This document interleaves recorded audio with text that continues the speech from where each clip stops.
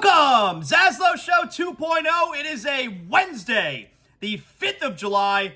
Good to have you aboard. We are a Blue Wire podcast presented as always by Anidjar and Levine, accident attorneys. 800-7473, 800-7473-733. We got a lot to get to here today.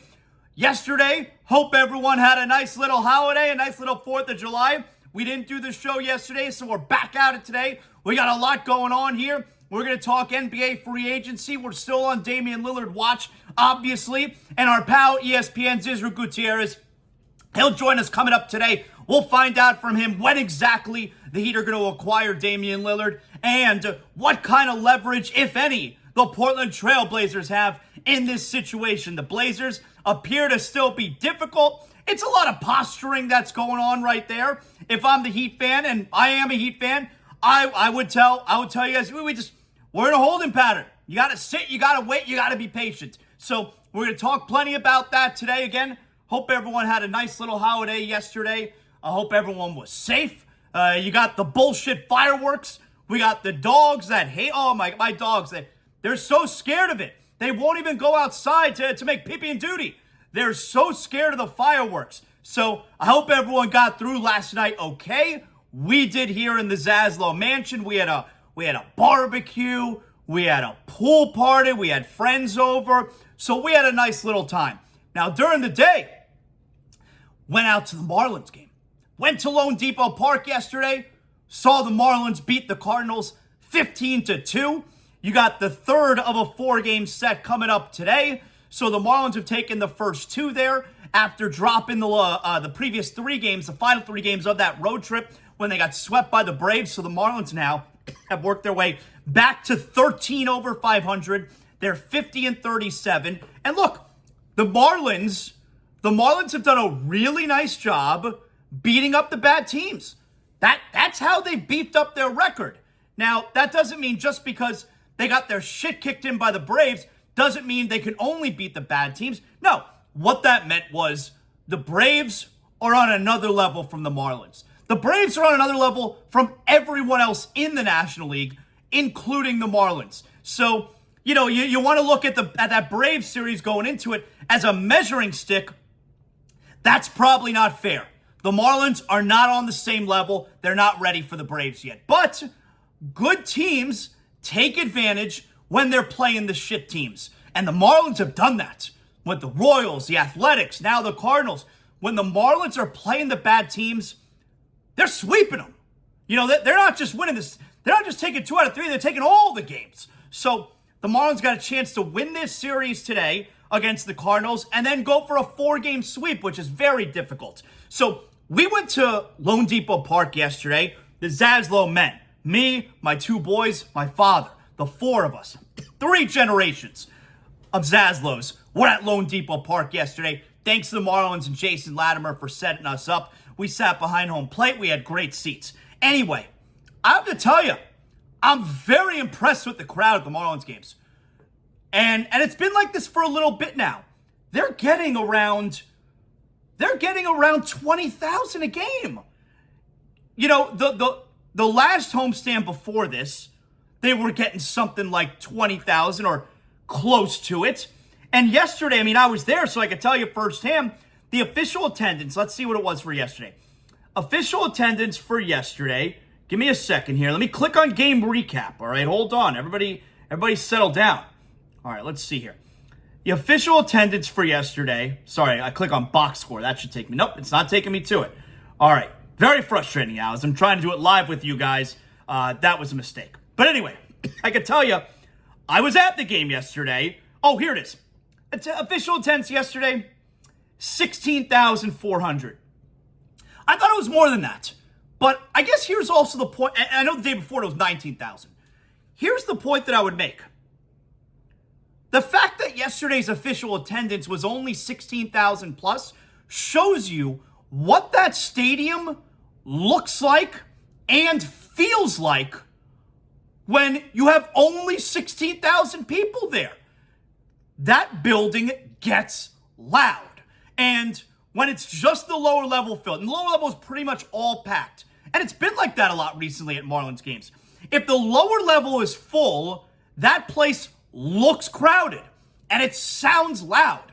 And not only was the lower level pretty much all packed yesterday, you had people in the club level and you had some people in the upper deck in the outfield. And in left center field where you got the Budweiser thing going on there, that place is always packed. So it's fun being able to go to Marlins games here. I mean, the team is good. Yeah, they're good. And when you also have people there, when you have a nice crowd at the game. And when I say nice crowd, it's not 38,000. It was 17,000 yesterday. So it's not terribly crowded. You know, there are lines at the concessions, but they move for the most part. Wasn't that bad. You know, when you go to the concerts there and you got like 25, 30,000 people there, that's when the concession situation's a disaster. The World Baseball Classic, the All-Star Game, that's when the concessions are a disaster. But like 16, 17,000, 20,000 people at the game, that's a nice crowd. Don't have to wait too long in line for the concessions. I love going to that ballpark. And to be able to go to games now where, hey, team's pretty good. That's something that we never get to experience down here. So Luzardo was great. Yes, look, again, and they got some guys who could hit there. Goldschmidt, Arenado. This Cardinals team sucks, but Luzardo was great. 6 innings, no runs. So the Marlins today, they take on St. Louis, the third of the 4 games. You got Hoeing on the mound, and then on Friday, it's Yuri Perez. Looking to get back on back on track, which if you win today, and Hoeing was bad his last time out, if you win today, then you're in a position where you can take all 4 games against the Cardinals. So you got, and today's 6:40, by the way. All the games are 6:40, although yesterday 1:10. So loved going to the park there during the day yesterday. Really nice crowd, 4th of July, and really pleased with what's going on with the Marlins right now. Like I said, it's not just about holding us over until training camp gets going at the end of this month with the Dolphins. You got games that are meaningful every day. Jesus Sanchez, 3-run blast there in the first inning. Luis Arias sets the table. He gets on board right at the start of the game.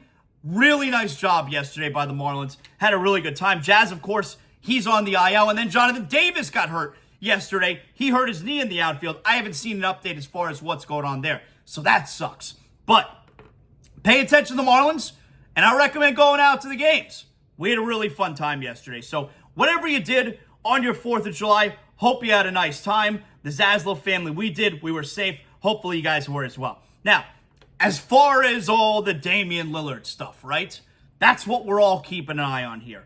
As far as what's going on with the Heat and their pursuit of Damian Lillard. First, I want to tell you guys about water cleanup of Florida. Summertime, the weather can be kind of rough, the rain, and then you notice there's a leak in your home. Hey, call or text Water Cleanup of Florida, 954-900-8635. Immediate assistance so that the problem that you have then does not get out of hand. Water Cleanup of Florida has over 60 years of combined experience, and their team is prepared to handle all types of leak detection issues. Fully licensed, insured, certified, Water Cleanup of Florida is providing the one-stop shopping all of us are looking for. No need to bring in other contractors. They're going to handle the entire project from start to finish. Wherever you're calling from, the entire Tri-County area, Miami-Dade, Broward, Palm Beach, Water Cleanup of Florida is taking your calls, taking your text messages, 954-900-8635. You can also go to WCUFL.com.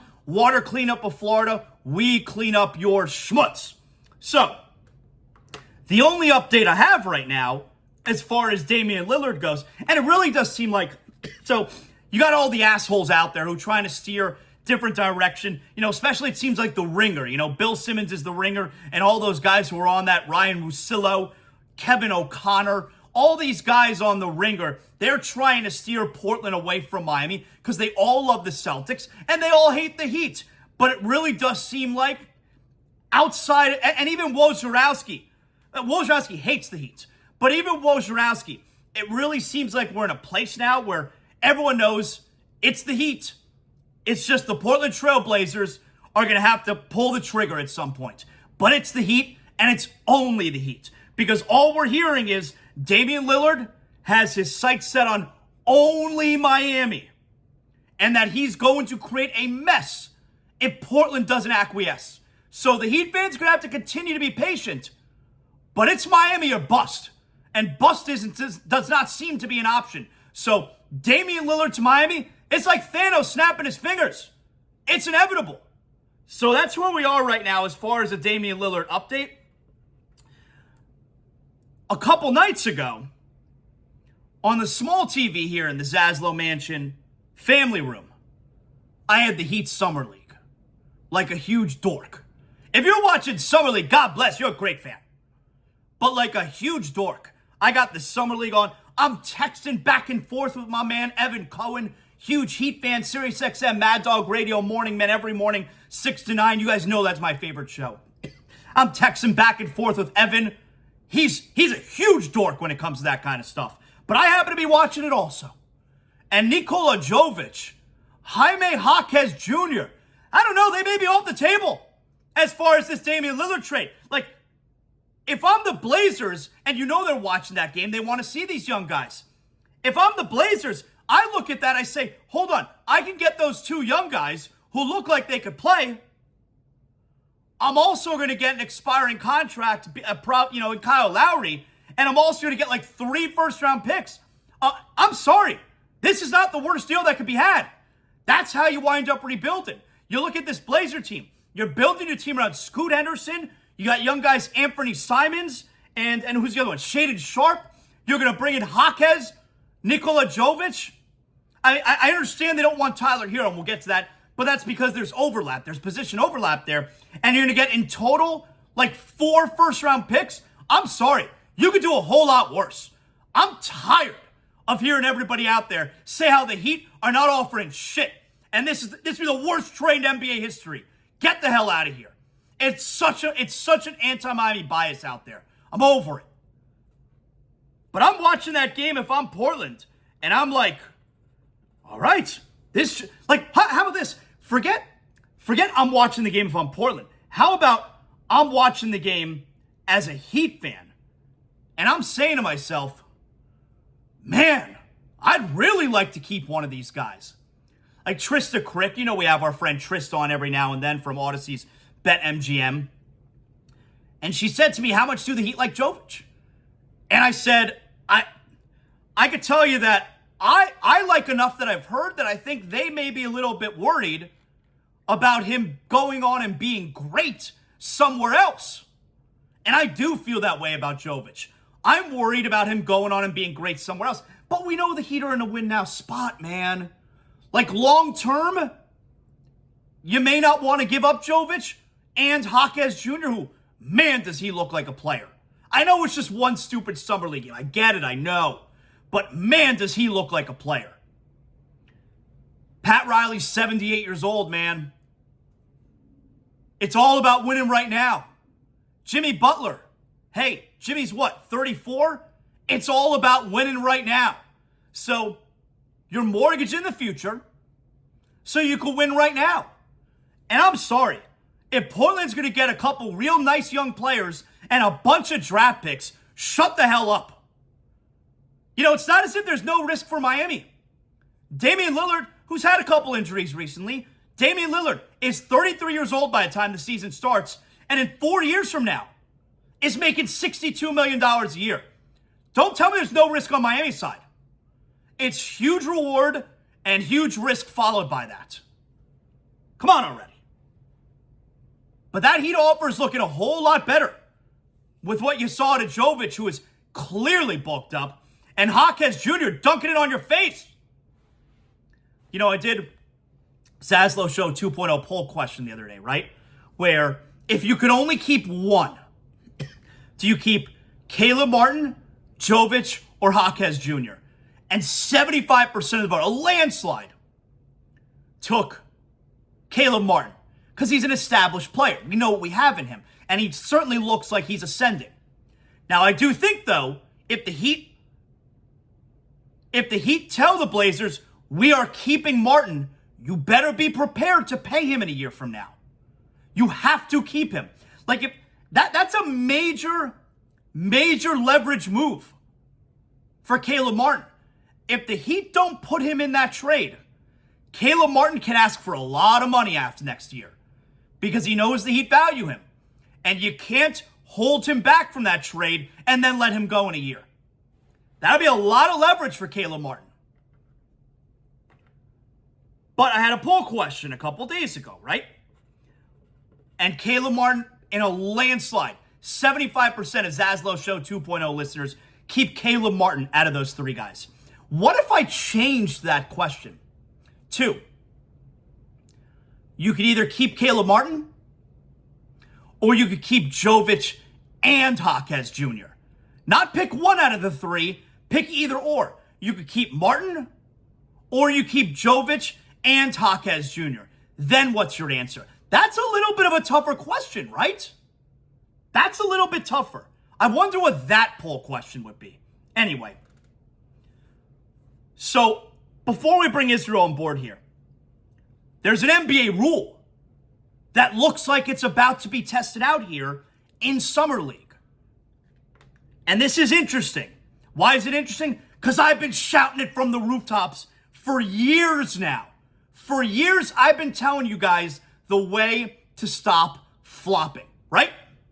First, if you guys need homeowners insurance, you're out there, you're buying a home, you're a new homeowner, one of the things you got to do is you got to have your home insured. And the only place that I get my homeowners insurance from is Brunt Insurance. And that's because I know I've been with Brunt Insurance now for about 10 years. And I know, God forbid something happens, I'm covered. I'm getting the most comprehensive and affordable homeowners insurance through my man Greg Brunt and his team at Brunt Insurance. And that's because wherever you're calling from in Florida, from Pensacola all the way down to the Keys, Brunt Insurance, they're getting you the best coverage out there at the most affordable rate. If you're looking for affordable care that offers the best coverage also on your automobile, your motorcycle, your boat, you're making the right call at 954-589-2204. The team at Brunt Insurance has the expertise and the experience to find exactly the right coverage for you, including comprehensive policies for trailers and motorhomes as well. BruntInsurance.com, 954-589-2204. They got offices all throughout Florida. You're going to get the best insurance rates, the best coverage that you could find out there. It's the only insurance company I use for my homeowners insurance, and that's why you're a great ZASLOW Show 2.0 listener. I send you to Brunt Insurance. BruntInsurance.com, 954-589-2204, 954-589-2204. I've been telling you for years now how to get flopping out of the NBA. I've been telling you this. The NHL has embellishment penalty. If a player takes a penalty, like one player hooks the other player, that's going to be a penalty. It's going to be a hooking call. But if the guy who got hooked is embellishing to try and draw the attention to it and draw the penalty, guess what? He also gets a 2-minute embellishment minor. It's a judgment call. You don't know for sure that there was embellishment. The referee is making a judgment call. And in basketball, when the referee is deciding on calling a foul or not a foul, that's a judgment call, right? Well, the way that you take flopping out of the league, you start assessing technical fouls when there's a flop. Oh, but you don't know for sure if it's a flop. Of course you don't know for sure. And you know what? It becomes a judgment call from the official. And the way that you get rid of the flopping is make sure you don't do anything remotely that could be considered flopping, because if you do, if the official suspects it, technical foul. That's how you get rid of flopping. And guess what the NBA is going to be trying out here in Summer League? Assessing technical fouls for flopping. That's right. That's right. And just like in hockey, where you have the penalty and the embellishment, hey, a player can be called for a foul at the same time the other player is flopping to exacerbate the foul. You could have a foul and a flopping violation. Both can happen. Both can be true. They're going to get a technical foul. The other team gets a free throw and the ball and possession. Now, I also like this part, and I didn't think about this. The flopping technical foul does not count, does not count as the way a technical foul for unsportsmanlike conduct would count. Meaning, if you pick up the technical for flopping and then you argue with the referee a few minutes later and get a technical foul, you're not ejected. That's not 2 technical fouls. That essentially becomes your first unsportsmanlike technical foul. That's fine. You want to do it like that? I'm okay with that. The whole point is, if you flop, oh, but it's a judgment call. The officials have to snuff that out. Yeah, that's right. Every foul is a judgment call. And this will absolutely get flopping out of the game. Because the player, number one, technical foul, that's a big penalty. And the player doesn't want to be called for a flop in the middle of the game for everybody to see. It's one thing for there to be a $5,000 flopping fine you get assessed the next day. Who cares? But when you get called for a flopping technical foul in game, I mean, you look like a chump. That's how you get rid of flopping. So finally, the NBA is going to do something about it. Finally.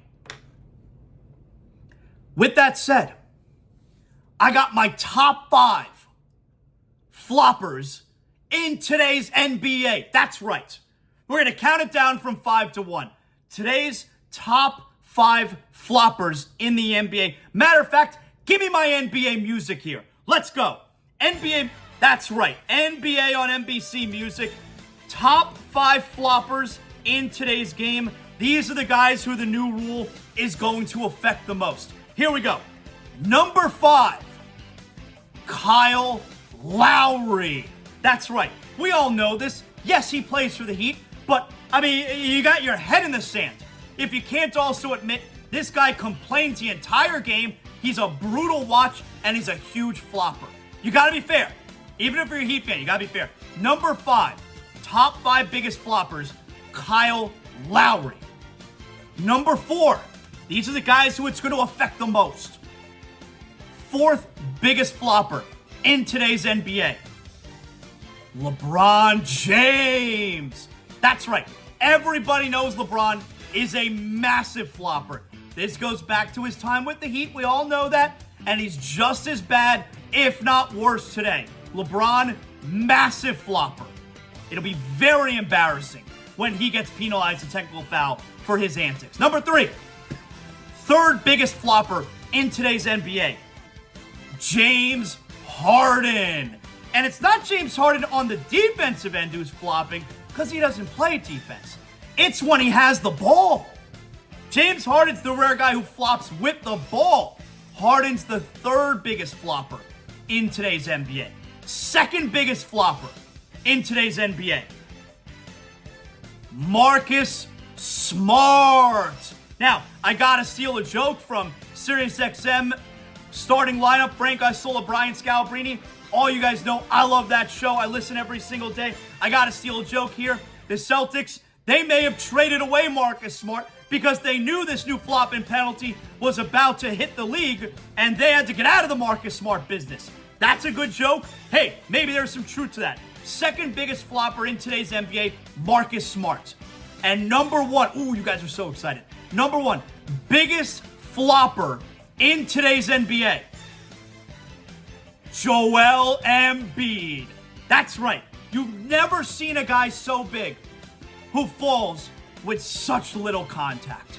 That's what puts it over the top. The fact that he's one of the biggest guys in the league and he still flops, that's what makes him the number 1 flopper in the entire NBA.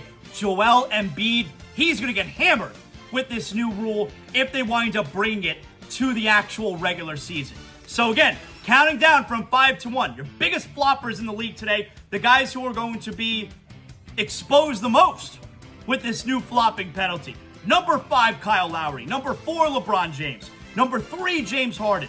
Number 2, Marcus Smart. And number 1, Joel Embiid. There you have it. Top 5 biggest floppers in today's NBA. Yup. We'll get Israel Gutierrez's thoughts there. I won't tell him who mine are. We'll just, who are the guys that are going to be most affected? We'll see what he says. I'll tell you what. It's summertime, and you may be thinking to yourself, ZASLOW, I'm going to treat myself to a brand new ride. But where do I go? Hey, that's the easy part. North Fort Lauderdale Subaru. The only car dealership I send you to. It's the only car dealership I personally endorse. And that's because North Fort Lauderdale Subaru carries the widest inventory of newest Subaru Subaru models on the market. The Outback, the Crosstrek, the Forester, the Ascent. If you're looking for something fun you want to buy your kid, hey, first car, 16 years old, or maybe you're just looking for a sedan to take to and from work. North Fort Lauderdale Subaru. You need a Subaru SUV, something to pack the entire family and take a road trip? North Fort Lauderdale Subaru. That's right. North Fort Lauderdale Subaru, conveniently located on North Andrews Avenue, just north of Cypress Creek Road. The building you know and the place to go. NFLSubaru.com. North Fort Lauderdale Subaru, South Florida's newest and technologically advanced Subaru dealer. Shop over 1,000 vehicles. You could do it from home right now. NFLSubaru.com, the only car dealership I personally endorse, North Fort Lauderdale Subaru.